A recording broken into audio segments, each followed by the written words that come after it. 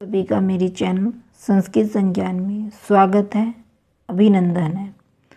आज हम अगले नेक्स्ट टॉपिक हम लोगों का है उपनिषद। तो पाठ्यक्रम में जो उपनिषद है उसके विषय वस्तु को पढ़ते हुए कुछ महत्वपूर्ण पंक्तियों को भी जानेंगे। तो सबसे पहले जानेंगे कि उपनिषद क्या है। उपनिषद जो है वेद के क्या है, ज्ञान कांड है। इनको कहा जाता है प्रत्येक चैतन्य भिन्न पर ब्रह्म। अब यहाँ पे देखो जो उपनिषद है उप और नी दो उपसर्ग हैं। उप और नी श्रद्रल धातु है, किप प्रत्यय से बना है। अब ये जो श्रद्रल जो धातु है वह तीन अर्थों में प्रयुक्त होती है।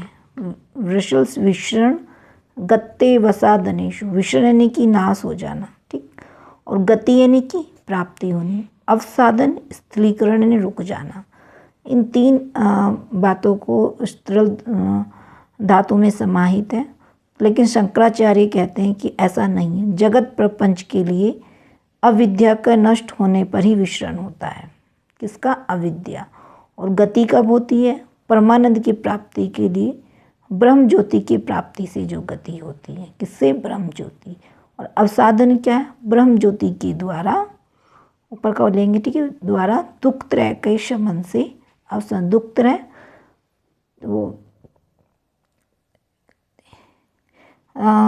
दुख त्रय तीन प्रकार के होते हैं, आध्यात्मिक, आदि भौतिक और आत्यांतिक। जो तीन प्रकार के दुखों का शमन किससे होता है? ब्रह्म ज्योति के द्वारा।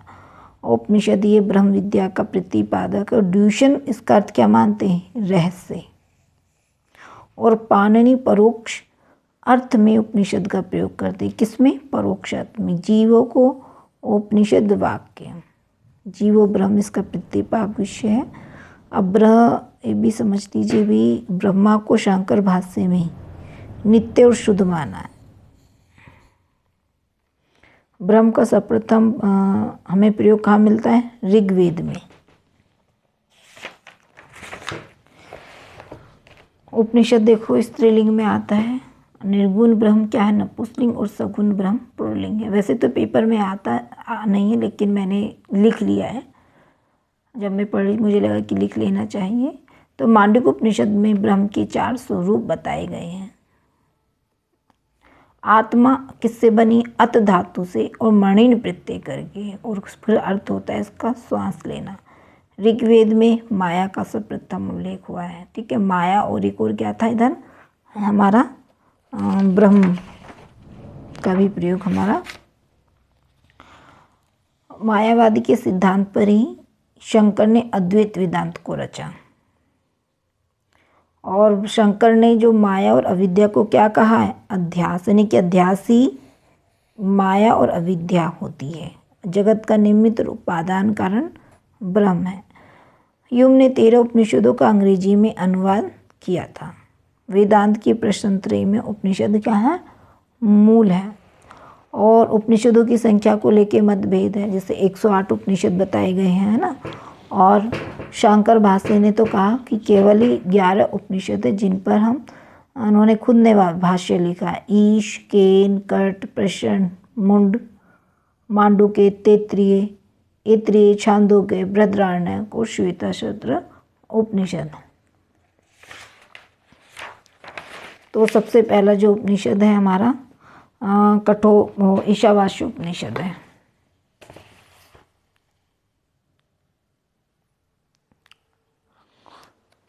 ईशावास्य उपनिषद क्या है? एक तो याद रखना हमें कि ये सबसे प्राचीन है। और इसमें कितने मंत्र हैं? 18 मंत्र हैं। और शुक्ल यजुर्वेद की माध्यनिंद शाखा का 40वां अध्याय। कितना?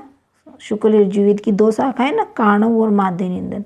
लेकिन ये किससे संबंधित है? माध्यनिंदन शाखा से। और 40वें अध्याय में कर्मोपासना का परिचय दिया गया है। साथ ही अद्वैत भाव का भी इसमें विवेचन किया गया है।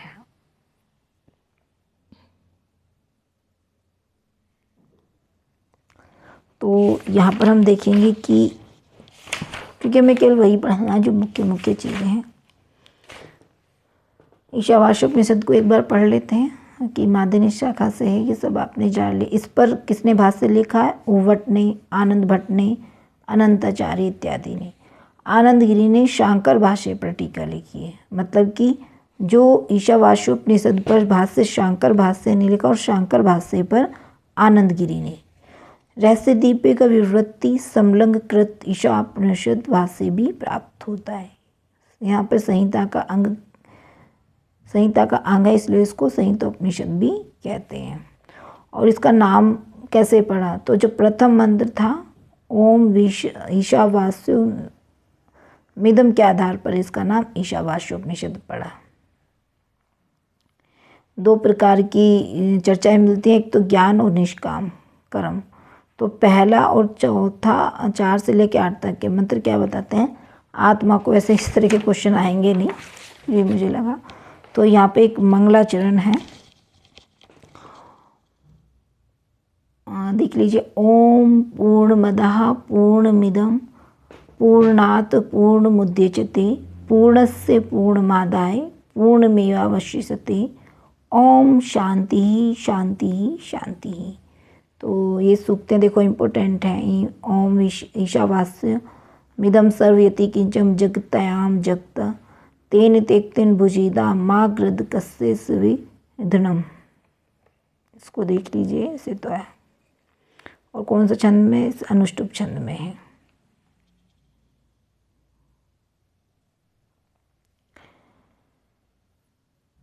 कुछ महत्वपूर्ण चीज़ें हैं तो एक बार देख लेंगे। असूर्य नाम तिलोका अंधे तम स आवृत्ता तास्ते प्रेत्याभिगच्छन्ति ये के चा आत्मनो जना। और यहाँ पे जो अंधेन का तात्पर्य ज्ञान से है। फिर है अनेज देकम मनसो जीव्यो नैना द्वे आनुवन पूर्व वम श्रुत तद्वावतो अन्यान तीति तिष्ठन तस्सीमनोपो मतिरीश्व दधाति। सारे मंत्र में पढ़ूंगी नहीं, एक बार आप ऐसे देख लीजिए।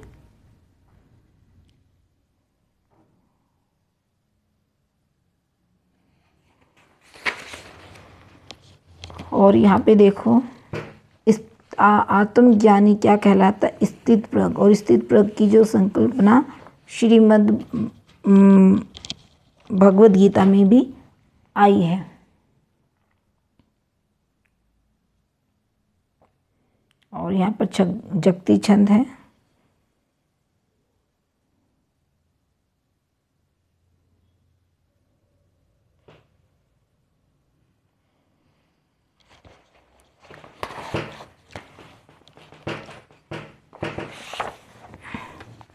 फिर है विद्याम च यस्तु द्वे द्वे भयोस्सह अविद्या मृत्यु त्रित्वा विद्या मृत्युम मशनुते।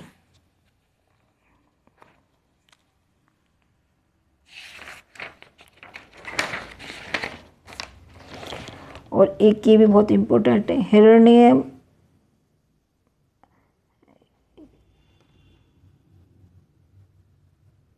हिरण्य येन पात्रेण सत्यसयापिहितं मुखम तत्वं पूषाण पावरणु सत्य धर्माय दृष्टते। यहाँ पर उष्णिक छंद है और उष्णिक छंद में 28 वर्ण होते हैं। ये भी इम्पोर्टेंट है। सूर्य प्रजापति वयुरश्मिनी स्वाहा। और यहाँ पर वायु नीलमृतमतेतं भस्मानंतं तत्शरीरम ओम कृतो समर्कृत समरा। इसमें गायत्री छंद है और 24 वर्ण है। और अंतिम इसमें है अग्निनीय सुपथाराय अस्मानि विश्रवाणी देववायुनानि विद्वान योयोधिये सम जुहोराणमेनो भूई स्थानते नमः उक्तिम विधेम। अब अगला है कठोपनिषद है। तो कठोपनिषद क्या है? कृष्ण यजुर्वेद की कठ शाखा से है। इसमें 2 अध्याय हैं और 2 अध्याय की वल्लियों को मिलाकर 6 वल्ली बैठती है। प्रथम अध्याय में 3 वल्ली हैं द्वितीय में भी 3 है। तो प्रथम अध्याय की जो वल्ली में कितने श्लोक हैं? 29, द्वितीय में 25 और तृतीय में 17। फिर द्वितीय अध्याय की प्रथम वल्ली में 15, द्वितीय में भी 15 और फिर तृतीय में 19। कुल मिला के 120 श्लोक होते हैं। ठीक है। अब ये जो प्रथम अध्याय की जो तीनों वल्ली इसमें कितने? 71 हैं और उसके बाद उसमें है 49। महाभारत में अनुशासन पर्व में भी नचिकेता उपाख्यान का वर्णन हुआ है और तैत्तिरीय ब्राह्मण में यह सर्वप्रथम आया है। एक बार ये क्वेश्चन आया था, ये कठोपनिषद का उल्लेख किस ब्राह्मण में हुआ है? इसके अतिरिक्त तो तैत्तिरीय ब्राह्मण में। पुत्र की व्युत्पत्ति पुंनरकात् त्रयाते इति पुत्रः। और कठोपनिषद का विषय क्या? ब्रह्म विद्या। ब्रह्म विद्या ने ईश्वर को प्राप्ति की। तो हम ना इसका एक थोड़ा सा कथानक पढ़ेंगे ताकि हमको चीज़ें समझ में आ जाएं कि तो फिर कुछ महत्वपूर्ण श्लोक होंगे उनकी चर्चा करेंगे। कठोपनिषद का कथानक क्या है देखते हैं। उदालक नामक ऋषि ने सर्वमेध यानी कि जो सर्वमेध कोई विशु जीति यज्ञ किया। इस यज्ञ में सब कुछ दान देना पड़ता है। उस समय गोधन क्या था? सर्वश्रेष्ठ माना जाता था। कि कौन सा धन? अब गोधन, ही देखो ये गोधन सर्वश्रेष्ठ माना जाता था। तो उदालक ऋषि नचिकेता नामक पुत्र था और उदालक ने नचिकेता को कुछ उत्तम गायें बचा ली थी और अधिक गायें दान में देने लगे, जो कि शास्त्र के विरुद्ध था। तो नचिकेता यह सब जानता था, तो वह सोचने लगा कि इस प्रकार तो पुण्य के स्थान पर पाप हो जाएगा। अब वह पाप ना हो तो पिताजी से कहने लगा कि आप मुझे किसको दान देंगे। तो बार वो पूछता था। फिर 3 बार पूछने पर उनके पिता को गुस्सा आ गया। अब गुस्सा आ गया तो उन्होंने फिर बोला कि मैं तुझको यम को दूंगा। किसको दूंगा? यम को। अब नचिकेता यम यानी कि यमराज जो मृत्यु के देवता हैं पास में जाता है और देखता है कि लेकिन वहाँ पर क्या होते हैं? यमराज मिलते नहीं हैं। तो वहीं पर वह 3 रात्रि तक रहता है और जब वो 3 रात्रि तक रहता है मतलब 3 दिन रहता है तो उसकी पत्नी यानी किसकी? यमराज की पत्नी बोलती है कि अरे 3 दिन तक हमारे द्वार पर कोई अतिथि आ पड़ा है, ना ही उसने जल ग्रहण किया है, और जाओ देखो कौन है। तो जब फिर वो यमराज आते हैं तो कहते हैं कि बताओ कैसे आना हुआ। तो यम नचिकेता को नमस्कार करते हैं और कि आप हमारे दरवाजे पर 3 दिन तक बिना अन्न के रहे तो आप 3 वर मांग लो। मतलब वो इतने प्रसन्न हो गए कि आपने 3 दिन तो कुछ भी नहीं खाया, मैं आपसे बहुत प्रसन्न होगा, आप 3 वर मांग लें। तो वो कहते हैं ठीक है। तो क्या मांगते हैं? 3 वरदान देखते हैं। तो पहला वरदान कहते हैं कि जो मेरे पिताजी हैं वो मुझसे गुस्सा ना हो, अर्थात उनका मन शांत हो जाए और पहले की तरह मुझसे प्रेम पूर्वक बात करें। तो वो कहते हैं ठीक है। फिर कहते हैं चलो दूसरा वर भी मांग लो। तो दूसरे वर में क्या मांगते हैं कि परलोक और स्वर्गलोक से संबंधित वर मांगा। स्वर्ग कामो यजेत। इस आधार पर उसने स्वर्ग की साधनभूत यज और यज्ञाग्नि की विधि के बारे में जानना चाहा। तो यम ने कहा चलो ठीक है, लेकिन पहले तुमको परीक्षा देनी पड़ेगी। अगर परीक्षा में तुम पास हो गए तो तुमको मैं ज्ञान दे दूंगा। अब क्या होता है कि वो नचिकेता परीक्षा पास कर लेता है तो इससे प्रसन्न होकर कहते हैं कि यम कि यह अग्नि उस नचिकेता के नाम से ही प्रसिद्ध हो जाएगी। तो कहीं कहीं आपने पढ़े होगा नचिकेता अग्नि। और तीसरा वर तो मांगते हैं फिर आनंद लोक का कि मेरे को परम धाम मिले, मोक्ष मिले, मुक्ति मिले। तो कहते हैं कि नहीं तुमको ये तो नहीं मिलेगा। कहते हैं कि नहीं। तो जब वो काफ़ी जिद कर लेते हैं कि नहीं मुझे चाहिए, तो विभिन्न प्रकार के प्रलोभन देते हैं, लेकिन वो मानता नहीं, अंत में उसको देना ही पड़ता है। तो ये इस उपनिषद का वर्ण विषय वस्तु है। अब कुछ देखो महत्वपूर्ण श्लोक हम देख सकते हैं। प्रथम अध्याय की प्रथम वाली में कितने श्लोक हैं? 29। अच्छा, यहाँ पर इसका जो मंगलाचरण याद रखिएगा, ओम सहनावतु सहनो भुनक्तु सह वीर्ये करावहि तेजस्विनावधीतमस्तु माँ विदिशावहि। ओम शांति ही शांति ही शांति। तो फिर अब देखो यहाँ से शुरू होते हैं। वाज श्रवा कसरो में दियत से। वाज का तात्पर्य यहाँ पे क्या है? अन्न, और श्रवस का तात्पर्य यश। फिर नचिकेता है, इसको अब देखना भी पढ़ लेना, ठीक है, क्योंकि मैंने पूरे श्लोक लिखे हुए हैं, पूरे क्योंकि मैं ऐसे पढ़ती रहती हूँ, ठीक है। फिर एक नचिकेता की उक्ति आती है कि अनुपश्य यथा पूर्वे प्रतिपश्य तथा परे। तो ये सत्यमेव मृत्यः पच्यते सस्यमिवा जाति पुनः। ये सूक्ति बहुत पूछी जाती है।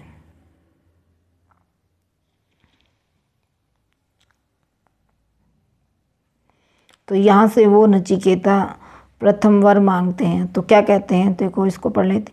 शांत संकल्पा सुमना यथा स्यात् वीतमन्यु गीतर्मो माँ अभि मृत्यु त्वत् पृष्ठम माँ अभिविदेत प्रतीत एतत्त्रयाणाम प्रथमम वरम वृणे। तो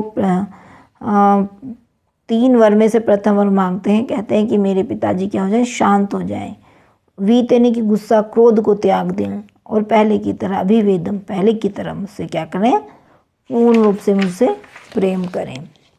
तो फिर यम बताते हैं, कहते हैं कि यथा पुरस्ताद भविता प्रतीत ओदाली कारुणी मत्र पृष्ठा सुखं स्वरात्रि शमिता वीत मन्यु स्तुत्वा दशवान मृत्यु मुखात प्रमुक्तम।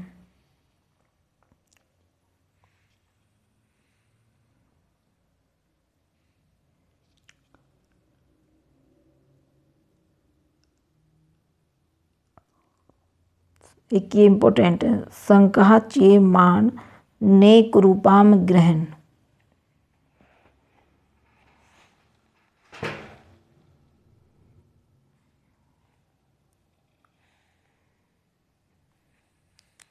ये सूक्ति भी इम्पोर्टेंट है। ये हम प्रीति विचिकित्सा मनुष्य अस्तित्विक नायम स्थिति चेके एतादि मानुशिष्ट स्वते याहम वराणामीस वर स्थित्य। नचिकेता कहता है।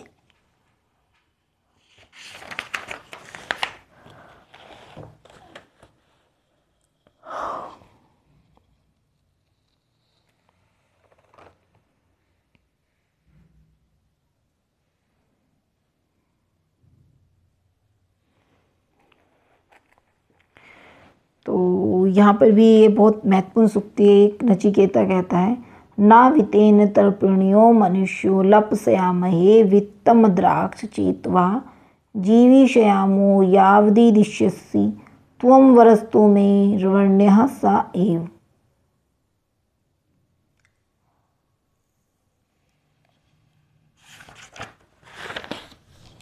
अब देखो प्रथम अध्याय की द्वितीय वल्ली शुरू हो जाती है। यहाँ पर ये हम कहते हैं, फिर शेष पिरे से मनुष्य में तथा हाँ तो संप्रीत्यम विनियुक्ति धीरा श्रेयो ही धीरो अभी प्रेषु वृणीते प्रेयो मंदो योग क्षेमाद वृणीते।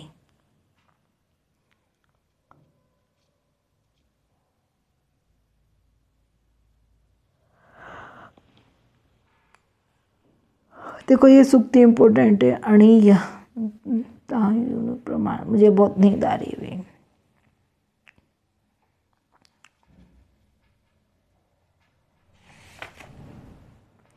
फिर एक और सूक्ति इम्पोर्टेंट है। नचिकेता अनियत धर्मा देन्यात्र धर्मादनीय आत्स्मात्र कृता कृतात अन्यत्र भूताच भव्याच यतत पश्यसि तद।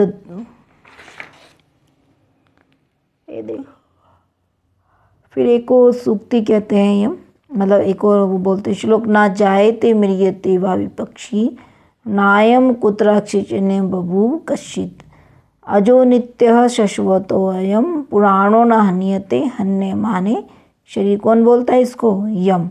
फिर एक और यम कहते हैं। अणोरण्य नाम है तो मही या नात मातस्य जंतो निहतो गुहायां त्रम क्रतुः पश्यति वीत शोको धातु प्रसादन महिमान मात्मनः।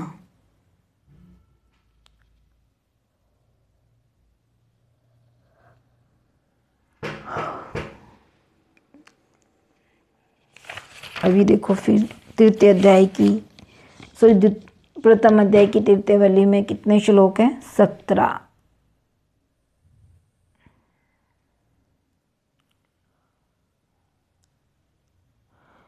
देखो मैंने सारे श्लोक लिख लिए, तो मेरे को समझ नहीं आ रहा था तो मैंने उठा के सारे बना लिए। अब लेकिन अब उसमें मेरे को ये कि समय कम लगता है देखने में। जैसे पहले इसमें एक और सूक्ति इंद्रिय भय परा ना, इंद्रिय भी परा अर्था अर्थे भयक्षम परम मनः मनसस्तु परा बुद्धि बुद्धिरात्मा महान पराः। ये भी सूक्ति इम्पोर्टेंट है। एष सर्वेषु भूतेषु गुणोत्मा न प्रकाशते उत्तिष्ठ जाग्रत प्राप्य वरानि बोध अत शूरस्य धारा निशीता दुरत्यः दुर्गम पथ स्थित कव्यो वदन्ति।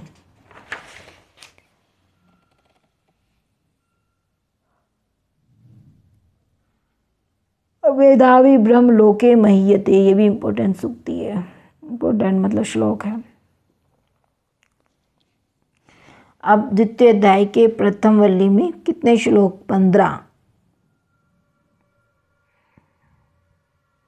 एक बहुत इम्पोर्टेंट सूक्ति ये वाली है कि महांतम विभु महात्मा मत्वा धीरो न शोचयति।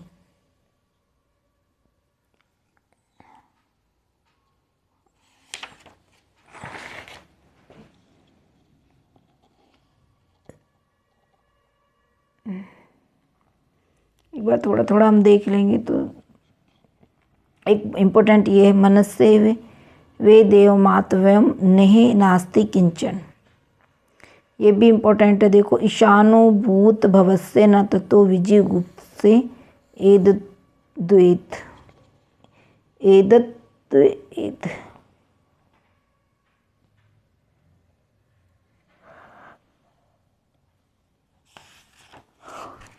अब देखो द्वितीय अध्याय की द्वितीय वल्ली में भी 15 ही श्लोक हैं। विश्वे देवा उपासते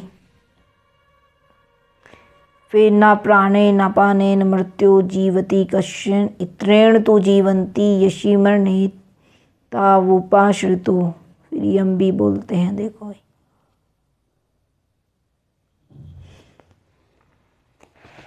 देखो ये बहुत इंपॉर्टेंट। रूपम रूपम पृथ्वी रूपो भवो रूपम रूपम पृथ्वी रूपो भवो, यानी कि ये दो रिपीटेशन में आ रही है। दोनों श्लोक की पंक्तियाँ इंपॉर्टेंट है। ऐसे ही यहाँ पर रूपम रूपम पृथ्वी रूपो बभो रूपम रूपम पृथ्वी रूपाम बहिषश।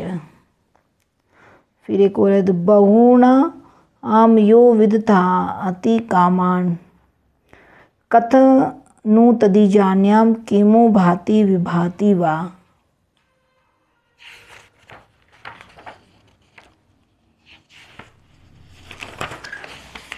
फिर द्वितीय अध्याय का तृतीय वल्ली में कितने श्लोक हैं? 19।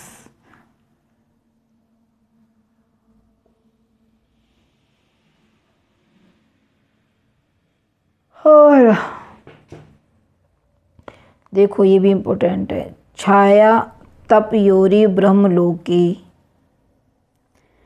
प्रदुगत्य पदमानानाम मत्वा धीरो न शोचति इंद्रियेभ्यः परम मनो मनस सत्तोमतमं सत्वादति महानात्मा महतो अव्युक्तम मुतमन।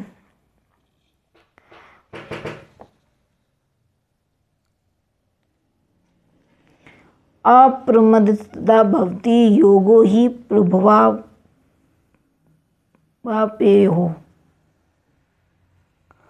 भवति यत्र ब्रह्मा शमश्नुते।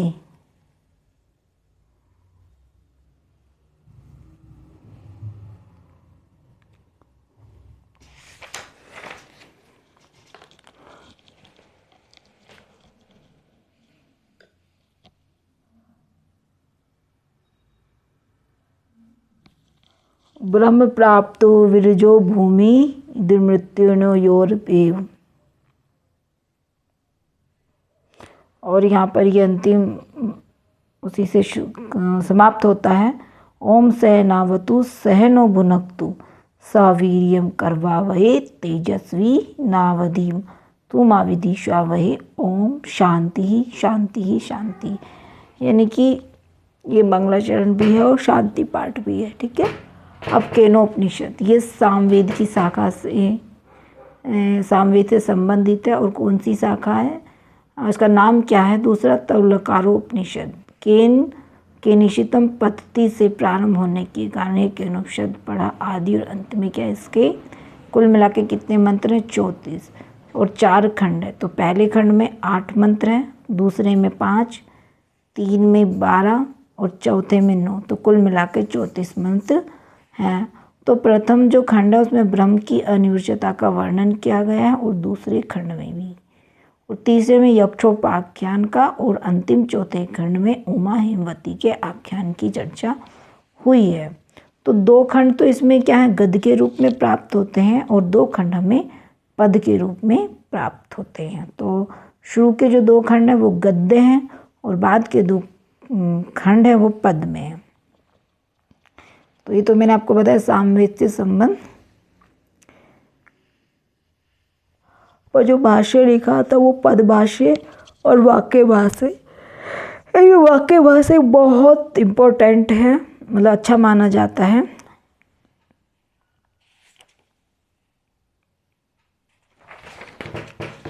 तो देखते हैं यहाँ पर ये जो लाइन है ना, तदेव ब्रह्म त्वं विद्युप्नेदम यदित मुपासते मंत्र। प्रथम खंड का अंतिम 5 मंत्र एक जैसे। उमा यहाँ पे क्या है? बुद्धि की प्रतीक है, और उमा जो है हिमालय की पुत्री है। अब देखो केनोपनिषद का शांति पाठ, देखो पढ़ूंगी ही नहीं, आप एक बार देख लीजिए, क्योंकि मैं रिवीजन कर रही हूँ, तो जो इम्पोर्टेंट है वही मैं आपको बताऊंगी। तो प्रथम खंड में कितने मंत्र हैं? 8 मंत्र हैं। और शुरू कैसे होते हैं? ओम केनिशितम पत्ति प्रेषितम मनः केन प्राणः प्रथमः प्रीतियुक्तः केनोषितां वाचमिमां वदन्ति चक्षुश्रोत्रं का उ देवो विनक्तिः। और एक बार पेपर में लाइन पूछी थी, प्रेत्य समालोका स्थितमृता भवन्ति।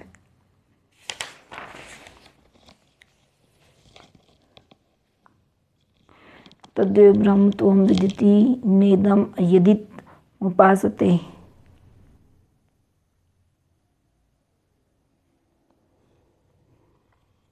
देखो ये सारी चीजें भाई,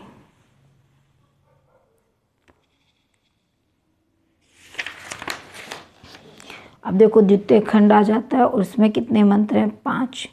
तो ना वेदति वेद च, ये इम्पोर्टेंट है। विद्या विदन्ते अमृतम, ये बहुत इम्पोर्टेंट है। ये बहुत जगह लिखा भी होता है इसमें कि जो लोगो होता है विद्या विदन्ते अमृतम, तो कहाँ से लिया गया? केनोपनिषद से लिया गया है। भूतेषु भूतेषु विचित्ते धीरा प्रेत्ये समलोकादमृता भवन्ति, ये भी बहुत पूछा जाता है।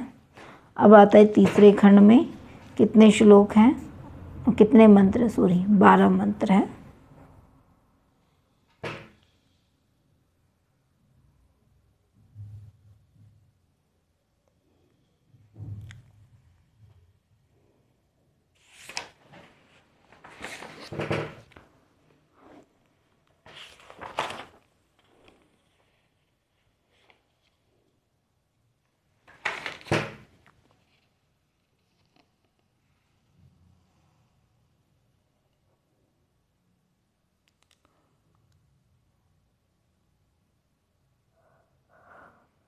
अब चौथे खंड में है कितने मंत्र? 9 मंत्र हैं।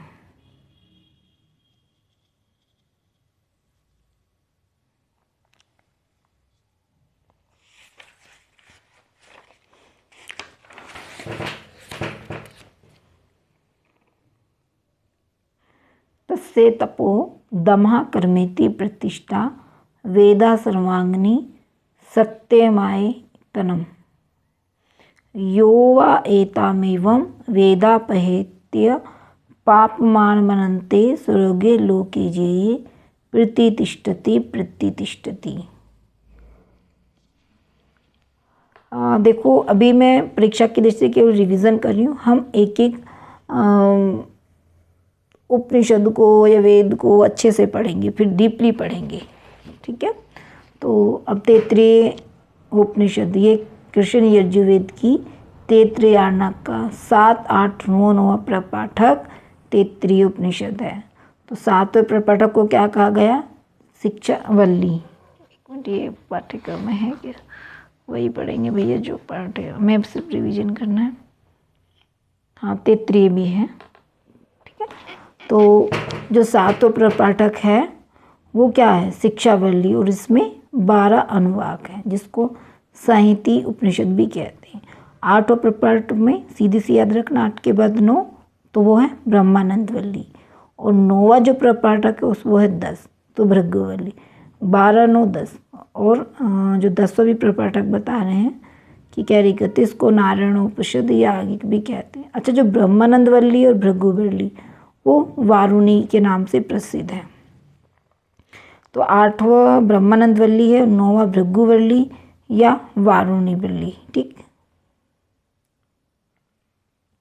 तो ब्रह्म विषय क्या है? सीधा ब्रह्म ज्ञान का निरूपण है। सर्वम खलु इदम ब्रह्म सिद्धांतम।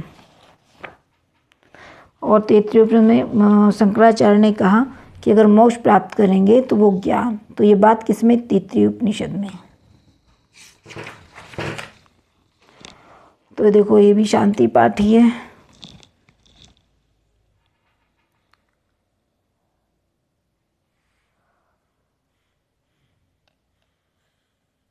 छह देवताओं के द्वारा इष्ट कल्याण की बात की गई है। सूर्य, वरुण, अमर्या, इंद्र, बृहस्पति और विष्णु इत्यादि। साथ में ब्रह्मा और वायु को भी इन्होंने नमस्कार किया है। तो अब पहला है शिक्षावल्ली, यानी इसमें कितने अनुवाक हैं? 11। तो इसमें उपासना की प्रकाश, शिष्य, शिष्टाचार, गुरु इत्यादि का वर्णन किया गया है। पद वाक्य प्रमाण, ये भी इम्पोर्टेंट लाइन है। तो ऐसे भी पूछ सकता है कि कहाँ पे आया है, तो किस में आया है? तैत्तिरीय उपनिषद की शिक्षावल्ली में आया है।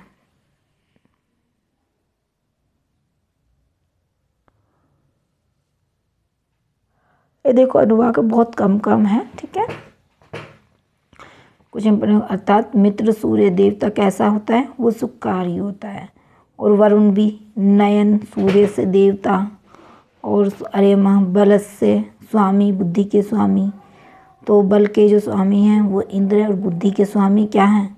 बृहस्पति। इनकी हमेशा पूजा करनी चाहिए। क्या होता है? जब भी देखो बहुत लाभ देते हैं। विशाल पादों से युक्त विष्णु भी कैसे हैं? क्या वो सुख देने वाले होते हैं। ब्रह्मा वायु को नमस्कार, कितने आ रहा है? 8 देवों को नमस्कार। कितने देवों को? 8। अब द्वितीय वल्ली में पढ़ते हैं। देखो इसमें शिक्षा के बारे में बताया गया। शिक्षाम व्याख्यास्याम वर्ण स्वरः मात्रा बलम साम संतानः इत्युक्त शिक्षाधायः। अब देखो तीसरे अनुवाक में क्या बताया गया? सही, इसी को संहिता उपनिषद कहा। सहनो यशः सहनो ब्रह्म वर्चस्सम, अर्थात उपनिषद संहिता के 5 अधिकरणों में व्याख्या की गई है। वो कौन से? अधिलोक, अधिज्योतिष, अधिविद्या, अधिप्रज, अध्यात्म। और इन 5 को क्या कहते हैं? महासंहिता। तो अधिलोक का जो प्रथम वर्ण है वो पृथ्वी है, और कैसी? पूर्व रूप में। और जो अंतिम है वो धूलोक में।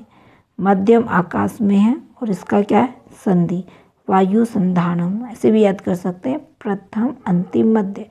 तो इन्होंने क्या दिया है? मतलब पहले दिया फिर लास्ट में। तो इस तरह से भी हम, तो भाई प्रथम में है, अंतिम में धूलोक है, मध्यम में क्या होता है? आकाश होता है। आकाश जो मिल ही नहीं सकते।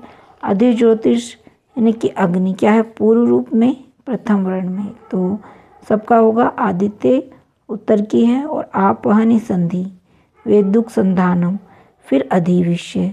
इसमें पूर्व रूप आचार्य हैं, और उत्तर रूप अंतदेव शिष्य, और विद्या क्या है इसमें, संधि और प्रवचन संधानम। फिर आता है अधि प्रजा, तो इसका जो पूर्व रूप है वो माता और उत्तर रूप पिता, और जो संधि है वो प्रजा, प्रजनन संधानम। फिर अध्यात्म, तो अध्राहनु ये पूर्व रूप है, उत्तराहनु उत्तर रूप, और वाक यानी संधि, जुवा संधानम। अर्थात जो व्यक्ति इन पांचों महासंधियों को वेद जानता हो, वेद की उपासना करने वाला व्यक्ति संतान, पशु, ब्रह्म, तेज, अनादि पदार्थ, स्वर्ग और लोक से संयुक्त होता है, अर्थात ये सभी वस्तुएं उसको प्राप्त होने लगती हैं। अब देखो ये चतुर्थ अनुवाक,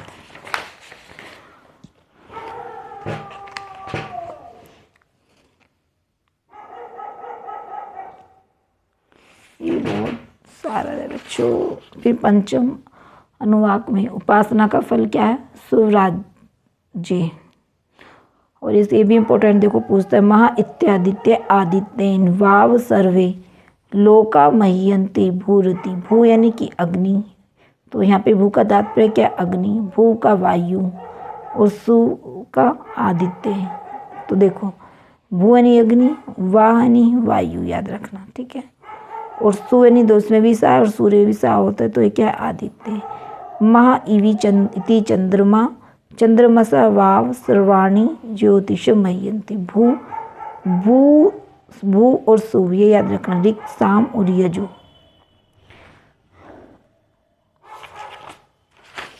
देखो षष्ठ अनुवाक,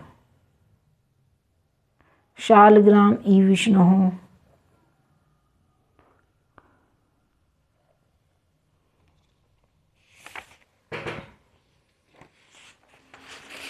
फिर सप्तम अनुवाक, सप्तम अनुवाक में क्या है, देखो कि प्रांगतक रूप से ब्रह्म की उपासना की गई है।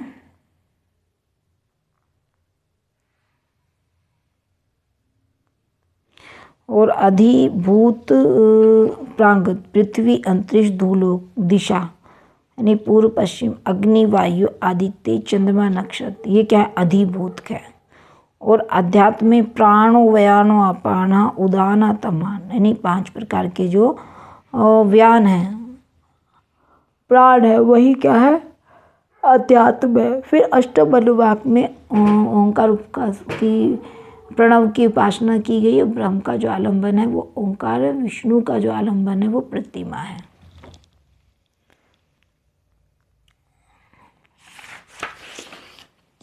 देखो नौवां अनुवाक, विज्ञान तथा श्रेष्ठ ज्ञान से स्वराज्य की प्राप्ति होती है।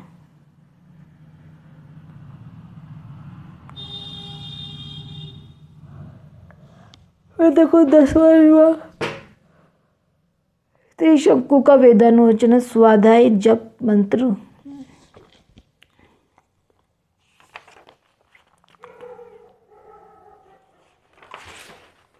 गुरु शिष्य को उपदेश देते हुए कहते हैं, देखो सत्यम वदम धर्मचम स्वाधानय प्रमदः।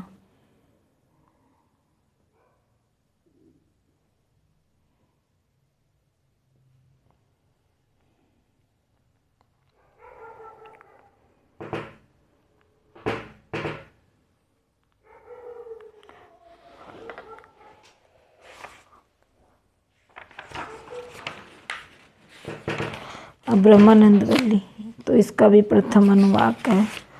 देखो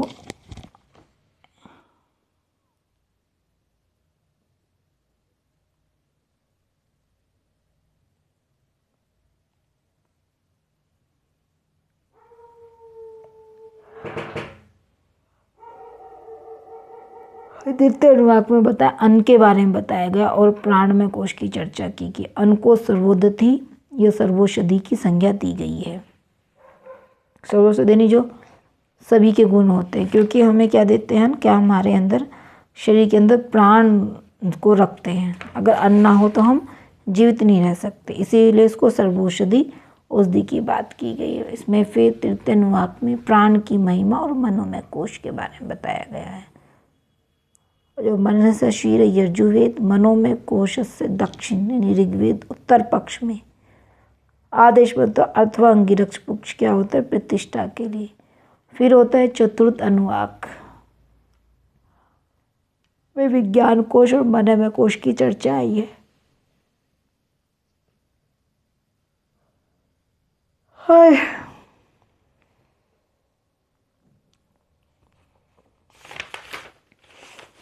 देखो, 5वें अनुवाक में विज्ञान में कोश की और आनंदमय कोश की बात की गई है।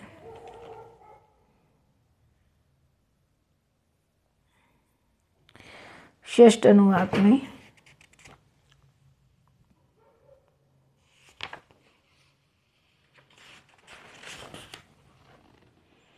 देखो 7वां अनुवाक भी दिया गया है, फिर 8वां अनुवाक है ये,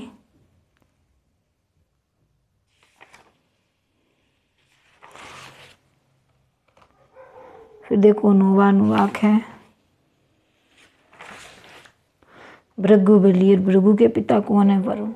तो इसमें प्रथम अनुवाक है में क्या बताया कि भृगु अपने पिता वरुण के पास गया और कहा मुझको ब्रह्म का अध्ययन कराएं। तो वरुण ने बताया अन्न प्राण चक्षु श्रोत मन और वाक, ये 6 क्या हैं?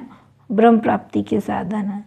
तो वरुण कहते यतो वा इमानि भूतानि जानते येन जातानि जीवन्ति यत प्रयाणन्त भीष्म अशांति तदी जो ज्ञास स्व तद ब्रह्मति। तो भृगु ने तपस्या की, सा तपो अतप्यत सा तपस तप स्तुत्वा। फिर द्वितीय अनुवाक देखो, फिर क्या कहते हैं भृगु, ये भी देखो याद रखें, तप स ब्रह्म विजि। तो वरुण क्या बोलते हैं? सा तपो अतपत्य सह तप स्तुत्वा। फिर तृतीय अनुवाक आ गया, फिर है चतुर्थ अनुवाक को देखो भैया,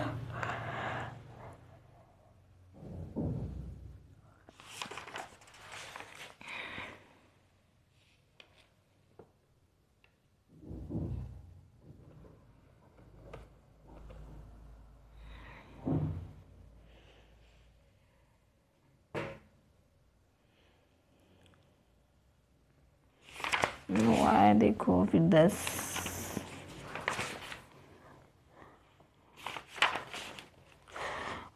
अभी ये देखो हमारे अनुवाक हुए हैं, और अब हमारा बचता है श्वेताश्वर उपनिषद और बृहदनायक उपनिषद।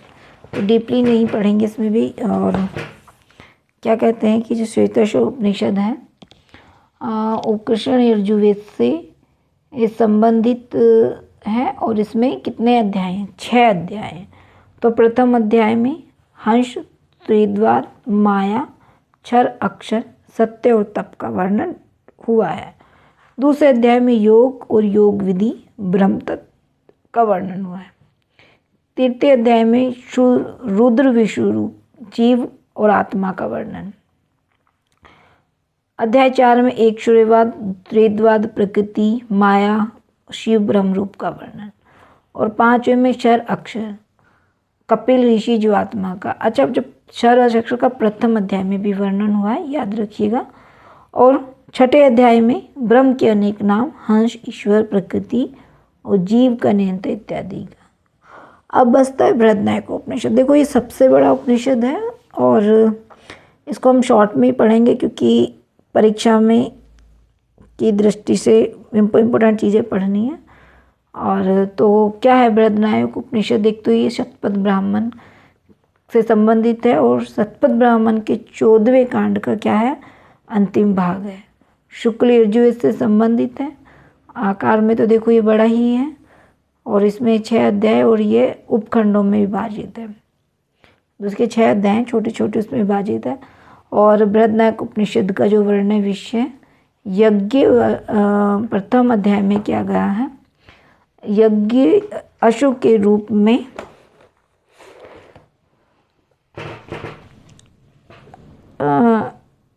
यज्ञेशु के रूप में परम पुरुष का वर्णन किया गया है। मृत्यु का विकराल रूप, जगत की उत्पत्ति इत्यादि की चर्चा हुई है। और दूसरे अध्याय में बताया है कि अभिमानी गार्ग्य और काशीराज अजातशत्रु का संवाद, ब्रह्म के 2 रूप, मूत्र और मूत्र, याज्ञवल्क्य की दोनों पत्नी जो कात्यायनी और मैत्रेयी थी, उनमें संपत्ति का उन्होंने विभाजन कर दिया। और जो मैत्रेयी थी क्या करा? उसने संपत्ति को छोड़ दिया और कहा कि मुझे तो ब्रह्म विद्या का उपदेश दे। तो अध्याय 3 में जनक की सभा में याज्ञवल्क्य अपने प्रतिपक्षों कराते और गार्गी और याज्ञवल्क्य की प्रश्नोत्तर चलता है। और चौथे अध्याय में याज्ञवल्क्य का जनक को ब्रह्म विद्या का उपदेश। और 5वें अध्याय में प्रजापति का देव, मनुष्य और असुरों को द का उपदेश, यानी 3 बार दाह का उपदेश दिया, ब्रह्म के विभिन्न रूप वगैरह बताए। और अंतिम छठा अध्याय में प्राण की श्रेष्ठता, ऋषि प्रवाहन जबाली, श्वेत केतु का दार्शनिक संवाद, पंचाग्नि में मानसा, उपनिषद ये ऋषियों की वंश परंपरा का वर्णन किया गया है। तो आज के लिए इतना ही। जल्दी ही फिर हम अगली कक्षा में मिलते हैं। धन्यवाद।